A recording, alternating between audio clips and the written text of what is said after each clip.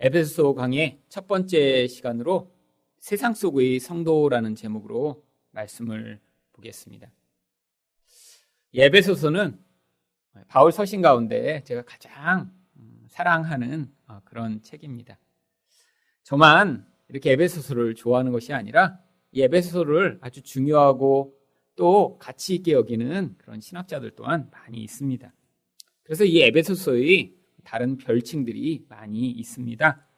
어떤 사람은 이 에베소서를 바울 신학의 절정이다라고 표현하고 있고요.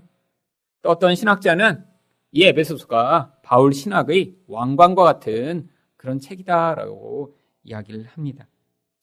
또한 어떤 신학자는 에베소서는 사람의 가장 거룩한 작품 중에 하나다라고까지 이야기를 했다라고 합니다. 이렇게 바울 신학의 그런 핵심과 중요성이 담겨진 책이지만 이 책은 대표적인 옥중서신 가운데 하나입니다. 바울의 옥중서신인 에베소, 빌립보, 골로새서와 같은 책들은 바울이 로마 감옥에 갇혀있던 AD 약 62년경 전후에서 기록되었다라고 생각됩니다. 감옥에 갇혀 있어서 그 가운데 많은 어려움이 있었겠지만 하나님 그 어려움 가운데 성도들에게 주실 이런 귀한 말씀을 그가 기록할 수 있도록 개입하셨던 것입니다. 에베소서의 또 다른 특징 중에 하나는 이 에베소서가 골로새서와 아주 유사한 책이라고 하는 것입니다. 실제로 이 에베소서에 사용된 단어 가운데 약 3분의 1에 해당하는 단어나 구절이 골로새서에도 서로 교차적으로 등장하고 있습니다. 그래서 에베소서를 자세히 읽다 보면 또한 골로새서에서 읽은 내용이 같이 나오고 또 에베소서를 연구하고 골로새서를 또 읽으면 또 에베소서에 나온 똑같은 이야기들이 반복되어 나오는 것들을 알 수 있습니다. 아마 비슷한 시기에 다른 지역에 같은 종류의 내용을 전달하고자 하는 이 바울의 태도가 담겨 있기 때문에 그렇다라고 추정을 하고 있습니다.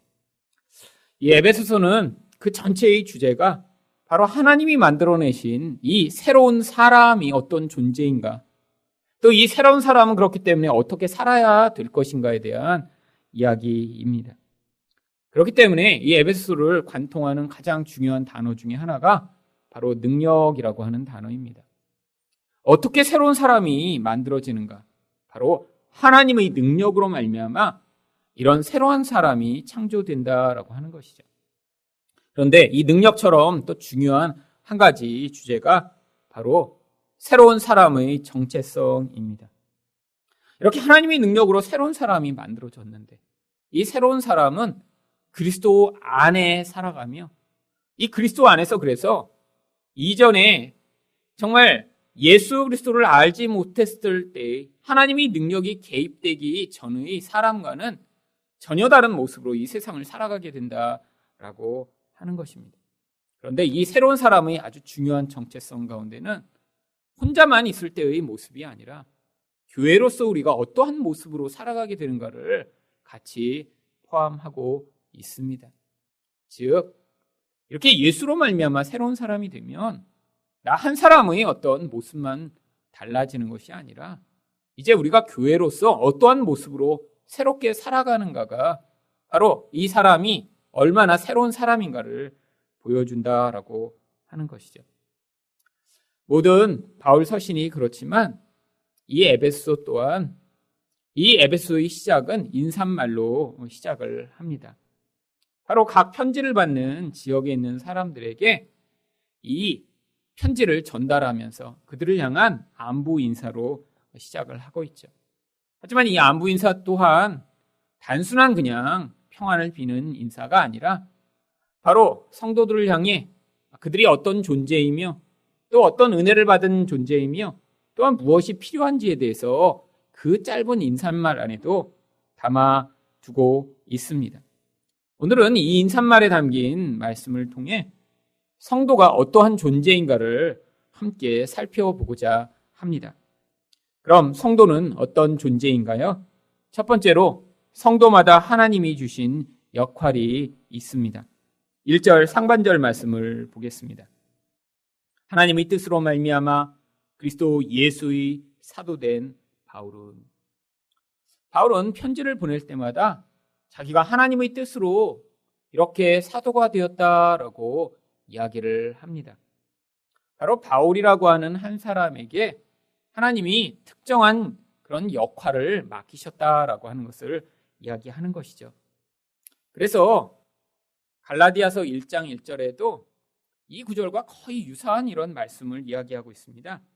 사람들에게서 난 것도 아니요 사람으로 말미암은 것도 아니요 오직 예수 그리스도와 그를 죽은 자 가운데서 살리신 하나님 아버지로 말미암아 사도된 바울은, 자기가 이렇게 사도되었음을 가장 장황하게 설명하고 있는 부분이 갈라디아서 1장 1절입니다. 이 갈라디아서 1장 1절을 보면 왜 이 사도 바울이 이렇게 자기가 하나님으로부터 부름을 받아 사도가 되었는지를 이렇게 설명하고자 하는지에 대한 그러한 이유를 추측할 수 있습니다. 사람들에게서 난 것도 아니요 사람으로 말미암은 것도 아니요. 갈라디아서는 바울이 가장 먼저 쓴 서신입니다. 바울은 이전에 어떤 사람이었죠? 바로 교회를 핍박하던 핍박자였습니다. 그런데 갑자기 그가 이렇게 예수 그리스도를 전파하며 예수를 이렇게 사람들에게 믿게 하기 위해 고난을 당하는 그런 모습을 보이며 또 자기가 하나님으로부터 이렇게 부름받았다라고 이야기를 했을 때 아마 많은 사람들이 바울을 의심했을 것입니다. 특별히 예수 믿는 사람들이 이 바울을 아마 많이 의심했겠죠. 바울이 저렇게 거짓말을 해서 누가 예수 믿는 사람들인지 또 누가 잘 믿는지 아마 우리 집단에 침투해서 사람들을 더 많이 잡아가고자 하는 거짓말일 거야. 아마 이런 두려움으로 바울을 대했던 사람들이 많았을 것입니다. 또한 그가 그렇게 사도로 부름받았다고 하는데 너는 예수를 직접 만나본 적도 없잖아 라고 그의 사도성을 의심하는 사람들도 많이 있었겠죠. 아마 이런 배경에서 바울이 나는 사람이 불러서 사도가 된 게 아니야. 하나님이 직접 나를 이렇게 사도로 만드셨어 라고 증언하고 있는 것입니다. 그런데 특별히 바울이 내가 그냥 이렇게 사도가 된 게 아니라 예수 그리스도를 죽은 자 가운데서 살리신 하나님이 나를 이렇게 사도로 만드셨다라고 설명하는 또 다른 이유가 있습니다. 바로 인생 가운데 이런 강력한 능력, 죽은 자가 살아나는 그런 기적의 능력이 아니고는 자기는 여전히 예수 믿는 자를 핍박하고 하나님 나라가 확장되지 않도록 방해하는 마귀와 같은 인생을 살고 있을 텐데 그런 놀라운 능력이 개입돼서 나의 인생이 바뀌어 이제는 예수를 위해 핍박을 무릅쓰는 그런 전혀 달라진 삶을 살고 있다라고 이야기를 하고 있는 것이죠. 결국 우리 인생 또한 마찬가지입니다. 우리가 예수의 그런 강력한 능력, 아니 죽은 자가 살아나는 것 같은 그런 능력이 우리 인생 가운데도 개입되지 않으면 우리 인생 또한 나를 위해 살아가며 마귀의 나라를 확장하는 그런 하나님 나라의 원수처럼 살고 있을 텐데 하나님의 강력한 능력이 개입되어야지만 우리를 전혀 다른 인생, 하나님의 목적을 위한 인생으로 바꾸어낼 수 있다라고 하는 것입니다. 그런데 로마서 1장 1절에서 바로 유사한 이런 자기가 왜 사도로 부름받았는지를 이야기하는 구절에서 그가 어떤 목적을 위해 부름받았는지를 이렇게 설명합니다. 예수 그리스도의 종 바울은 사도로 부르심을 받아 하나님의 복음을 위하여 택정함을 입었으니, 결국 그에게 하나님이 사도라는 역할을 맡기신 것이 이 복음을 전파하고 복음을 드러내고 그 복음으로 말미암아 나타나는 하나님 나라를 위해 그가 부름을 받았음을 이야기하고 있는 것이죠. 그런데 많은 사람들이 이 사도 바울처럼 특별하게 부름받은 사람만 이런 사도라는 직분을 받고 또 복음 전파라는 그런 특별한 역할을 맡았다라고 생각하는 경우들이 많이 있습니다. 아니 이 시대에 그래서 목회자가 되거나 혹은 사역자가 되어야지만 이런 하나님의 특별한 부르심을 받아 이런 역할을 감당한다라고 생각하는 사람들도 있죠. 그래서 목회자와 평신도를 이렇게 언어적으로 구분해서 목회자는 구약의 제사장처럼 특별한 사람들이고 평신도는 그렇지 않다라고 생각하는 사람들도 있습니다. 구약에 나타난 그런 특별한 기름 부음을 받은 제사장들, 이들은 바로 예수 그리스도가 어떠한 역할을 하실지를 보여주는 모형이었던 것이죠. 이제는 예수 그리스도로 말미암아 우리 모두가 다 하나님 나라의 왕 같은 제사장들로 부름을 받은 자들입니다. 우리들에게 다 역할이 있다는 거예요. 근데 무슨 역할이 있나요? 바로 그 이야기를 에베소 4장 11절과 12절이 이야기를 합니다.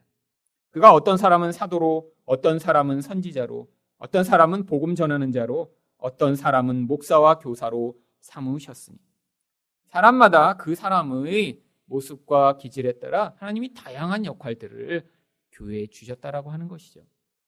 그런데 이런 다양한 역할들에 동일한 목적이 있다라고 하는 것입니다. 바로 12절입니다. 이는 성도를 온전하게 하여 봉사의 일을 하며 그리스도의 몸을 세우려 하심이라. 궁극적 목적은 그리스도의 몸이 세워지는 것입니다.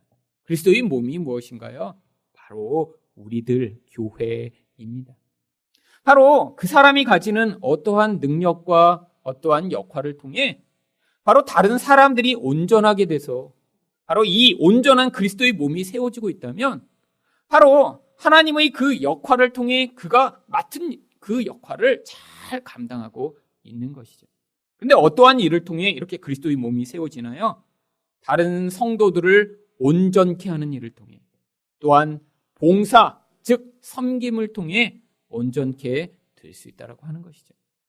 여러분은 바로 이 일을 지금 하고 계시다면 바울이 사도로 부름을 받아 하나님의 특별한 권능으로 예수를 핍박하던 인생을 살 뻔한 자가 이렇게 하나님 나라를 위해 살았던 것처럼 우리 또한 하나님 나라를 위한 그런 삶을 살아갈 수 있는 것입니다.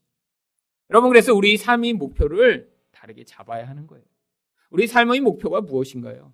이 땅에서 나의 인생을 좀 더 편안하게, 나의 인생을 좀 더 즐겁게 만들고 내가 얼마나 행복한 인생을 사는 것이 우리 목표가 아니라는 것이죠.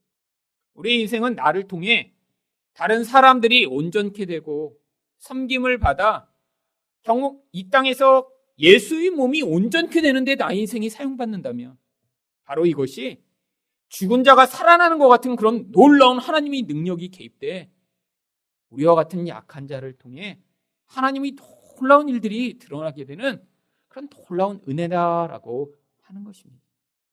여러분, 그래서 우리가 이것을 위해 기도해야 하는 것입니다. 하나님, 저와 같은 약한 자를 통해 다른 약한 자들이 온전케 되는 그런 놀라운 기적을 보여주시옵소서. 또한 하나님, 제가 저에게 주신 그 역할로 다른 사람을 온전하게 세워줄 수 있는 그런 놀라운 은혜를 베풀어 주시옵소서. 여러분, 그런데 한 사람은 약하기 때문에 우리가 이렇게 교회로 모이는 것입니다. 여러분, 만약에 제가 혼자 이렇게 지금 있다고 생각을 해보세요. 그러면 저는 이렇게 저에게 주신 은사가 있습니다. 여러분을 이렇게 가르치는 일 말고도 목회자들에게 말씀을 잘 가르쳐서 그들의 삶이 변화하고 성경을 보는 관점이 달라지고 그래서 그들이 섬기는 그 교회가 더 복음 안에서 온전하게 될 수 있도록 돕는 일이 저희 은사며 사명인데 제가 혼자 있다면 이 일을 감당하지 못할 거예요. 근데 또 여러분끼리 계시면 여러분은 그런 은사를 받지 못하셨기 때문에 이런 일들을 할 수 없겠죠. 그런데 다행히 저와 여러분들이 만나 하늘사랑교회를 이루었습니다. 그랬더니 어떤 일들이 벌어지고 있나요? 사실 이 금요예배에 있기 전에도 이곳에 목사님들과 강도사님들이 오셔서 같이 말씀을 배우고 또 같이 복음을 고백하고 그 안에서 정말 하나님이 행하시는 그 놀라운 은혜를 우리가 같이 배우고 나누고 같이 또 식사를 하고 그런 일들이 가능하게 된 것입니다. 여러분, 제가 이렇게 목사님들을 가르치면서 정말 하나님이 나에게 주신 이 사명을 감당하는 게 혼자서는 불가능한데 이 교회를 통해 여러분이 같이 기도해 주시고 헌금을 내시고 우리가 함께 교회로 모여있기 때문에 가능하고 그렇기 때문에 그들이 나가서 좀 더 건강한 사역자가 되고 다른 교회를 섬기지만 결국 궁극적으로는 예수 그리스도의 몸이 세워지는 바로 여기에 사도 바울을 통해 나타난 그 결과와 같은 놀라운 하나님 나라의 일이 이루어지게 되는 것이죠. 여러분, 바로 이렇게 우리 삶이 교회를 세우기 위해 존재하고 교회를 온전하게 하는 데 사용받게 되고 있다면 바로 우리 인생 가운데 하나님이 주신 이 놀라운 은혜가 열매 맺는 인생을 살고 있는 것입니다. 두 번째로 성도는 어떤 존재인가요? 성도는 세상 속에서 믿음으로 살아갑니다. 1절 중반절입니다. 에베소에 있는 성도들과, 물론 바울은 자기가 보내는 곳의 특정한 지역 사람들, 성도들을 언급하며 편지를 씁니다.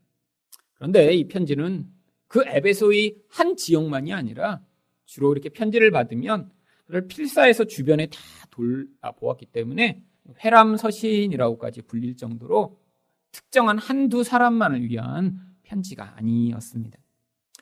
이 바울은 편지를 보내며 하지만 자기가 보내는 그 편지를 받는 수신자들의 특별한 상황을 염두에 두고 편지를 씁니다. 여기에는 에베소라고 하는 특별한 지역이 나옵니다. 이 에베소는 당시 소아시아에서 가장 큰 도시였습니다. 바다 가운데 있는 큰 항구가 있었고요. 무역을 통해 큰 돈을 축적했고, 그래서 아주 많은 부자들이 살고 있던 도시였습니다. 얼마나 부유했냐면 BC 2세기경에 큰 지진이 나서 그 도시의 아주 주요한 공공 건물들이 다 무너져 버렸어요. 근데 이 도시가 로마에서도 중요한 도시였기 때문에 로마가 많은 돈을 보내 우리가 원조를 해주겠다고 했는데 이 에베소에서는 그걸 거절하고 맙니다. 왜? 우리가 가진 돈으로 충분히 복구할 수 있으니까 도와주지 않아도 된다고요. 그런데 여러분, 이렇게 돈이 많으면 반드시 나타나는 결과가 있습니다. 무엇이 나타나죠? 사람들이 돈이 많아지면 쾌락을 어떤 다른 곳보다 더 중요시하게 된다는 것입니다. 여러분, 이 도시를 상징하는 그래서 가장 두 가지 중요한 건축물이 바로 아르테미스 신전과 2만 명이나 들어가는 거대한 극장이었습니다. 다 무엇을 위한 것이죠? 여러분, 아르테미스라고 하는 여신은 풍요와 다산의 여신입니다.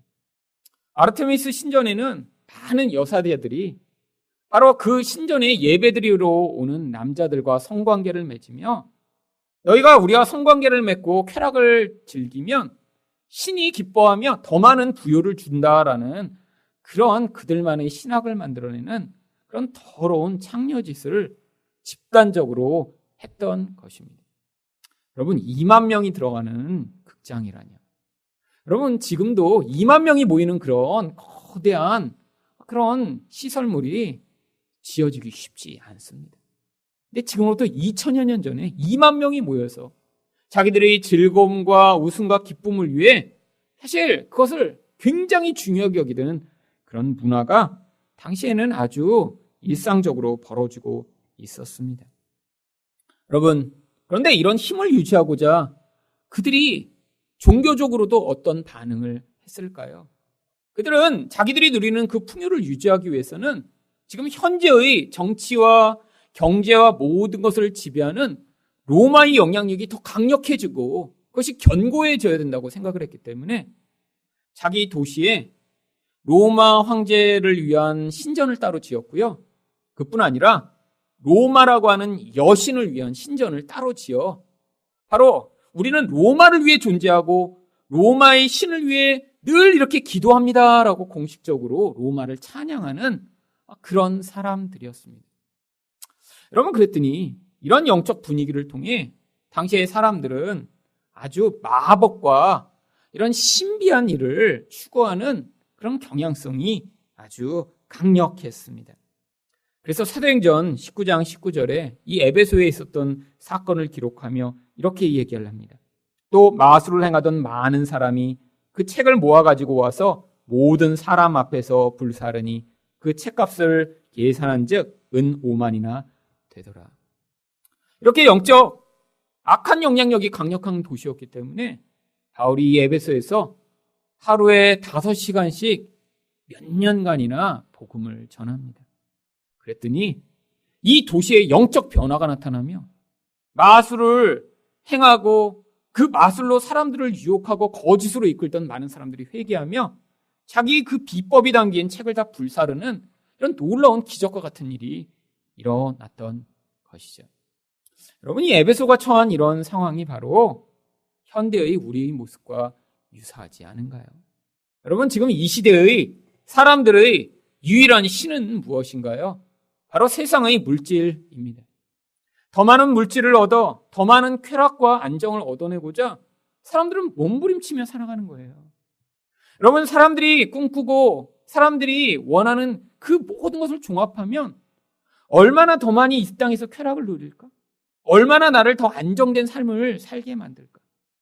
그래서 사람들이 계속 꿈꾸는 거지.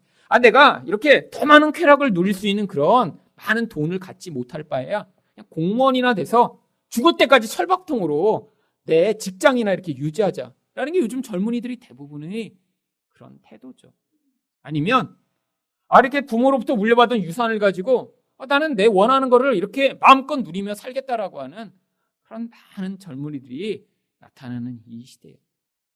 그런데 사람들이 원하는 이런 많은 부여를 가진 사람은 늘 소수에 불과합니다. 대부분의 사람들은 어떤가요? 그들을 부러워하며 살고 있죠. 그러니까 꼭 어떤 무리들이 나타나나요? 이런 것들을 숭배하고 숭상하는 사람들에게 거짓으로 그들을 속여서 그들이 가진 그 얼마 안 되는 돈을 다 빼앗고 그들을 타락과 멸망의 길로 이끌어가는 유사 종교들이 넘쳐나고 있습니다. 작년에 이희진이라고 불리는 사람이 구속이 됐습니다. 이 사람의 별명이 청담동 주식부자라는 별명을 가지고 있던 사람이죠. 자기는 주식에 대한 어떤 탁월한 안목을 가지고 1000억대의 이런 재산을 일구었다라고 자신을 인터넷을 통해 이제 선전하기 시작했습니다. 자기 집 사진을 맨날 올리는데요. 자기 집 안에 수영장이 있어요. 근데 그 집의 월세가 5천만 원씩이었어요. 월세. 매월 내는 월세가 5천만 원짜리 집을 청담동에 빌려서 이게 내 집이라고 광고하기 시작했고요. 한 대당 30억 원짜리 이런 자동차들을 해외에서 사들여서 여러 대의 이름도 못 들어본 그런 자동차, 롤스로이스, 부가티 이런 자동차들을 사진을 찍어 올리기 시작했습니다. 또 아주 유명한 그런 어떤 모델과 사귀면서 내가 이렇게 주식으로 이렇게 특별한 재산을 일구었는데 나한테 돈을 얼마씩 내면 내가 이 비법을 다 알려주겠다라고 사람들을 모으기 시작했습니다. 수천 명이 수백만 원에서 수천만 원 아니 수억 원을 이 사람한테 투자하기 시작했고요. 그래서 이 사람한테 이렇게 사람들이 투자한 금액만 2천억 원 정도 된다고 해요. 그런데 그게 다 사기였습니다. 자기 동생을 시켜 또 가짜 투자회사를 만든 다음에 결국 거기서 자기가 그 돈을 다 빼돌려갖고 그런 호화 생활을 하기 시작한 거죠.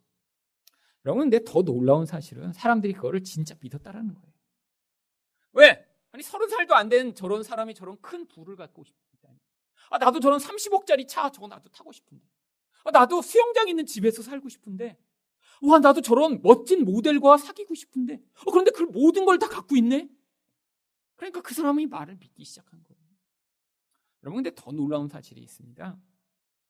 여러분, 그걸 믿었다는 것보다 이렇게 구속돼서 이 사람의 모든 말과 삶이 다 거짓이라는 게 폭로됐는데 아직도 이 사람이 나오면 자기들의 재산을 불려줄 것이라고 믿고 있는 많은 사람들이 이 사람의 타원원서를 법원에 제출했다라고 합니다.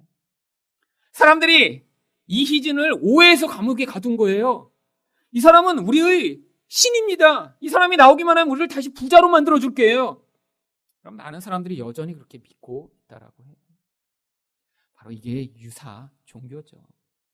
거짓에 속아 넘어가 마치 마법처럼 100만 원을 1억 원을 만들어 줄 것이라고 생각하는 그런 사람들이요. 여러분, 근데 이희진과 같은 사람은 그래도 자기가 종교인이라고 이야기하지는 않습니다. 나는 주식 투자자라고 얘기를 해요. 그런데 더 무서운 건 뭔지 아세요? 스스로 종교인이며, 아니 목사라고 이야기하며 성도들에게 그럼 부자가 되게 해주겠다라고 하는 사람들이 나타나는데 사람들이 속아 넘어간다라고 하는 것입니다. 작년에 또 박영균 목사라는 분이 200억대 사기를 치다가 감옥에 갔습니다. 근데 여러분 아마 이 박영균이라는 분은 모를 거예요. 근데 그 딸은 여러분 다 알고 있습니다. 딸이 누구냐면 원더걸스의 예은이라고 하는 그런 멤버래요. 원더걸스를 제가 모르기 때문에 저는 모르지만 하여튼 유명한 이 원더걸스는 압니다. 원더걸스. 그리고 이제 거기 예은이라는 유명한 멤버래요. 그런데 그 아빠라는 이 박영근 목사라는 사람이 강남에 원래 아주 몇 명 안 되는 개척교회 목사였는데 몇십억짜리 건물이 이렇게 나온 거를 인수를 했습니다. 그러고 나서 돈이 모자라기 시작하니까 그때부터 사기를 치기 시작한 거죠. 성도들한테 하나님의 뜻에 따라 지금 투자하지 않으면 하나님이 네 목숨을 뺏어가신다라고 협박을 하기 시작했고요. 그 협박에 두려움에 빠진 사람들이 투자를 하기 시작했는데 180명이 200억 원 정도를 투자를 했는데 그것도 자기 돈으로 투자한 게 아니라 죽는다니까 은행에서 대출을 받아서 투자한 사람들이 많다라고 합니다. 결국 사람들이 의심을 하기 시작하니까 내 딸이 맨날 텔레비전에 나오는 유명인인데 근데 설마 내가 사기를 치겠어? 라고 사람들을 안심시키며 6년이나 이렇게 돌려막기를 하다가 결국에 구속되고 말았습니다. 여러분 사람들이 그런 목사의 말에 넘어가 200억 원이나 그렇게 사기를 당한 진짜 이유가 무엇일까요? 바로 이렇게 교회를 통해 내가 원하는 그 풍요와 쾌락을 얻어낼 수 있을 것이라고 생각하던 하나님이 이렇게 저 목사를 통해 우리에게 이런 부요를 허락하실 것이라고 생각하던 그런 우상 숭배하던 사람들의 심리에 그 목사가 영향을 미쳤기 때문이죠.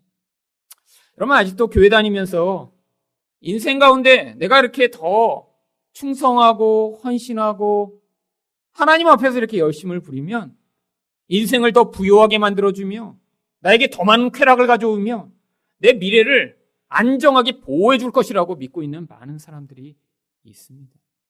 여러분 그 사람들이 착각하고 있는 것이 무엇인가요? 성도가 무엇인가를 착각하고 있는 것이죠.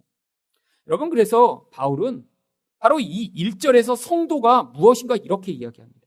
1절 하반절입니다. 그리스도 예수 안에 있는 신실한 자들에게 편지하노니. 앞에서는 뭐라고 얘기했나요? 에베소에 있는 성도라고 이야기를 했습니다. 그런데 그 부요와 쾌락이 지배하는 그 세상 속에서 성도는 어떻게 살아야 된다고요? 그리스도 예수 안에 있는 믿음으로 살아가는 자들이라는 거예요. 세상은 돈을 하나님으로 섬겨서 더 많은 돈을 가지고 자기 쾌락을 더 많이 증진하는 것이 자기 인생의 목표라면 성도는 어떤 존재라고요?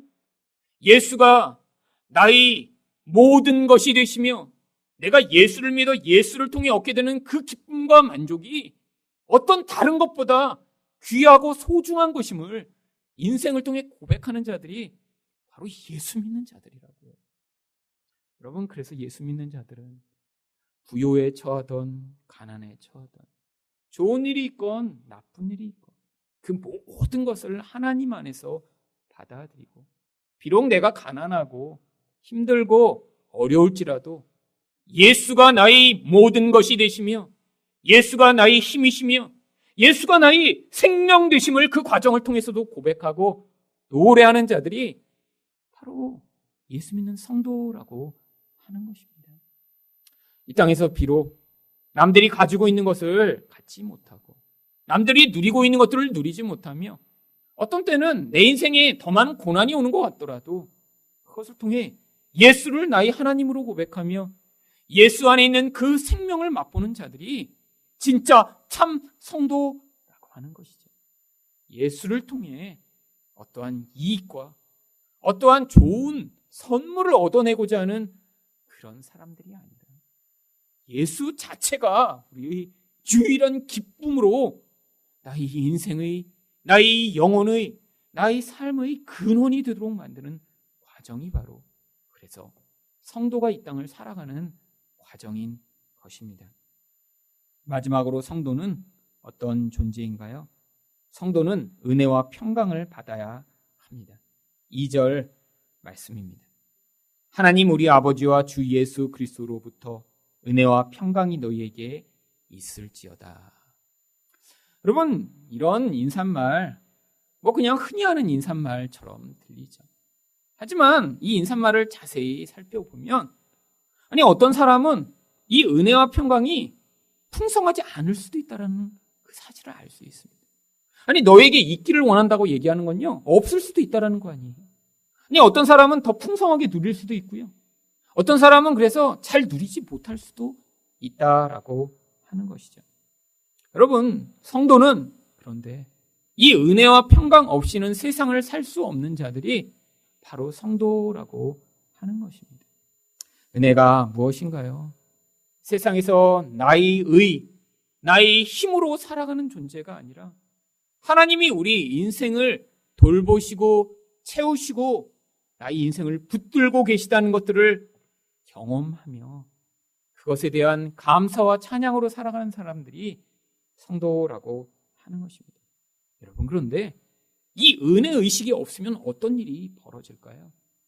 인생에서 자기가 애쓰고 노력하는 모든 것이 자기의 노력의 결과와 자기의 그런 지혜와 능력의 결과라고 생각하기 때문에 절대 하나님을 찬양할 수 없습니다. 그뿐 아니라 내가 열심히 해서 어떤 결과를 만들어냈다고 생각해 보세요. 그리고 그게 나의 것이라고 생각해 보세요. 그러면 다른 사람들을 대할 때 교만한 마음을 가지게 되겠죠. 어떻게 이렇게 애를 못 써? 어떻게 했길래 이렇게 돈이 저거밖에 없어? 저렇게 그냥 게으르고 열심을 부리지 못하니까 저렇게 가난하게 사는 거지. 그럼 이런 사람들이 교만한 태도를 가지고 살아가는 거예요. 아닙니다. 여러분, 우리는 다 은혜가 없으면 살 수 없는 존재예요. 그래야 다른 사람들을 볼 때도 긍휼과 사랑의 마음과 용납하는 마음으로 바라볼 수 있죠. 우리에게 은혜가 풍성해야 하나님의 관계가 완전히 회복될 수 있습니다. 나 같은 존재를 향해 베푸시는 그 놀라운 하나님의 은혜로 말미암아 하나님 감사합니다. 나의 인생에 오늘도 주신 그 은혜에 감사하고 나의 삶에 베풀어 주신 은혜가 너무 감사합니다라는 감사와 찬양의 인생을 살 수 있고요. 또한 다른 사람들을 바라보면서도 연약하고 부족한 자, 힘들게 살아가는 자를 보며 하나님, 저들도 불쌍히 여기시고 은혜로 붙들어 주셔서 하나님, 제 인생 가운데 베푸신 그 풍요한 은혜를 하나님, 저들도 누릴 수 있도록 도와주시고 하나님, 제가 은혜가 없었으면 저는 이렇게 살 수 없었을 텐데 저희 자들을 용납할 수 있는 그런 마음을 달라라고 하는 이런 겸손한 마음으로 살아갈 수 있는 것입니다. 여러분, 또한 평강이란 무엇인가요? 세상에 있는 환경과 상황이 나를 다스리고 온전케 하는 것이 아니라 하나님이 내 인생의 주관자가 되신다는 것을 믿을 때 얻게 되는 그런 태도가 바로 평강입니다. 하나님이 주시는 평강이 없으면 그런데 어떤 결과가 나타날까요? 인생이 계속 불안해지게 되어 있습니다. 왜죠? 여러분, 우리는 미래를 전혀 예측할 수 없는 존재예요. 그런데 예측할 수 없는 그 인생을 살아가는 우리 마음 가운데 그러면 내일은 무슨 일이 벌어질까? 내가 가지는 이 힘과 능력으로 내가 내 인생을 어떻게 만들 수 없는데 어떻게 할 수 있을까라는 불안감이 계속 찾아오게 되어 있죠. 여러분, 또 내가 이렇게 계획해 놓은 무엇을 어떤 상황으로 말미암아 자꾸 변화시켜야 된다면 그 불안감이 증폭될 수밖에 없습니다. 그러면 어떻게 될까요? 어떻게든 내 상황을 내가 원하는 방식대로 만들려고 계속 고지식하게 내 현재의 어떤 힘과 능력을 붙들어 아주 구두쇠처럼 마음을 조금도 열지 않는 그런 아주 좁은 마음을 가지고 살아가게 되겠죠. 사람에 대해서는 어떻게 할까요? 여러분, 불안감이 가득한 사람은 다른 사람을 계속 통제하고 싶어 합니다. 특별히 부모들이 그래요. 자녀의 인생이 앞으로 좀 잘못될 것 같아요. 내가 계획해놓은 어떤 계획과 조금 달라지는 것 같아요. 그럼 어떻게 할까요? 그걸 어떻게든지 바꾸어 보려고 몸부림치면서 자녀 인생에 개입하게 되는 것이에요. 여러분, 이게 바로 마음에 불안한 사람이 살아가는 방식입니다. 하나님의 이런 놀라운 평안이 임해야 내가 바꿀 수 없는 그 상황을 하나님의 은혜의 손길로 받아들이며 그런 상황 가운데도 안정할 수 있고요. 내 마음의 태도를 바꾸어 받아들여야 될 상황들을 받아들일 수 있는 것이죠. 여러분, 사람에 대해서도 마찬가지입니다. 여러분, 주변에 있는 사람이 내가 바라보고 생각하는 대로 움직이지 않는다고 해도 마음에 평안이 있는 사람은 그것들을 수용하며 그것들을 인내할 수 있는데, 이 불안이 가득한 사람은 계속 싸우고 힘을 발휘해서라도 내가 원하는 방식대로 주변 사람을 통제하려고 하니까 문제가 발생하게 되는 것이죠. 여러분, 그런데 어떻게 이런 은혜와 평강을 풍성하게 누릴 수 있을까요? 여러분, 이 인사말을 제가 다시 한번 읽을 테니까 자세히 들어보세요. 하나님 우리 아버지와 주 예수 그리스도로부터 은혜와 평강이 너희에게 있을지어다. 여러분, 여기에 하나님이 등장합니다. 그렇죠? 하나님 우리 아버지. 또 누가 등장해요? 주 예수 그리스도가 등장합니다. 그러면 한 분이 빠지고 계시잖아요. 왜 성령님은 이렇게 빼놓으신 거죠? 아니, 기도할 때도 제가 축도할 때 만약에 주 예수 그리스도의 은혜와 하나님의 사랑과 있을지어다 아멘 하면 이상하잖아요. 꼭 뭐가 들어가야 돼요? 성령의 교통교제 충만케 하시는 역사와, 제가 꼭 거기다 집어넣습니다. 혹시라도 빠질까봐 속으로 이렇게 세면서 해요. 여러분, 근데 왜 바울은 여기에 정말 성령님을 빼놓은 거죠? 이걸 통해 뭘 할 수 있나요? 바로 이 은혜와 평강을 우리 영혼 가운데 풍성하게 만드시는 그분이 바로 성령님임을 보여주고 있는 거예요. 은혜와 평강이 우리 안에 충만하다는 건 다른 말로 이야기하면 성령이 충만하다는 거예요. 그래서 성경 히브리서 10장 29절에서는 성령을 은혜의 성령이라고까지 부릅니다. 우리 안에 은혜가 충만하다는 건 다른 말로 성령이 충만하다는 거고, 성령이 충만하다는 건 바로 은혜가 충만하다는 거예요. 여러분, 어떻게 성령 충만할 수 있죠? 바로 그 하나님의 은혜와 다스림을 사모하며 기도하는 자에게 은혜와 성령이 충만한 것입니다. 또한 어떻게 평강이 충만할 수 있나요? 로마서 14장 17절입니다. 하나님의 나라는 먹는 것과 마시는 것이 아니요 오직 성령 안에 있는 의와 평강과 희락이니라. 성령이 우리 안에 계시면 자연스럽게 우리 안에 온전한 의, 온전한 평강, 온전한 기쁨이 넘치게 된다는 거예요. 그리고 또한 로마서 15장 13절을 보시면 소망의 하나님이 모든 기쁨과 평강을 믿음 안에서 너희에게 충만하게 하사 성령의 능력으로 소망이 넘치게 하시기를 원하노라.